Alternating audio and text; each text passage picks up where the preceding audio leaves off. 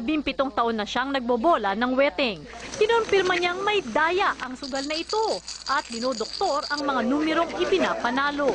So halimbawa, nagkaroon ng bulahan ngayon. So titignan ninyo kung ano yung mga tinayaan. Kung ano yung mga kombinasyon na mababa ang taya, yun yung pwedeng lumabas sa susunod na bola. Pero yung mga kombinasyon na malaki ang taya, hindi nyo yun pwedeng ipapanalo. Bakit ho? Ay, pag malaki ang taya, malaking tatamaan sa bangka.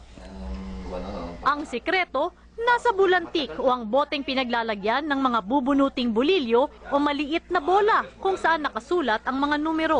Hindi alam ng mga tumataya, may maliit na compartment sa loob ng bulantik. Dito nakatago ang 2 bulilyong taglay ang mga numerong nais nilang ipanalo. Kapag pinihit ng bolero ang takip ng bulantik, sumasama ang manipis na PVC sa bibig ng bote para maisara ang mga compartments at hindi mahulog ang mga bulilyo. Kwento ni Lito, nakalagay na ang 2 bulilyong ito sa bote, lingid sa kaalaman ng mga tumataya.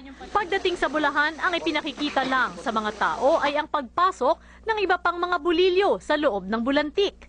Konting pihit pa uli ng takip, may ikalawang harang na bubukas at sasara naman para makalusot ang iba pang bulilyo sa ilalim. Tapos kanina yung 16.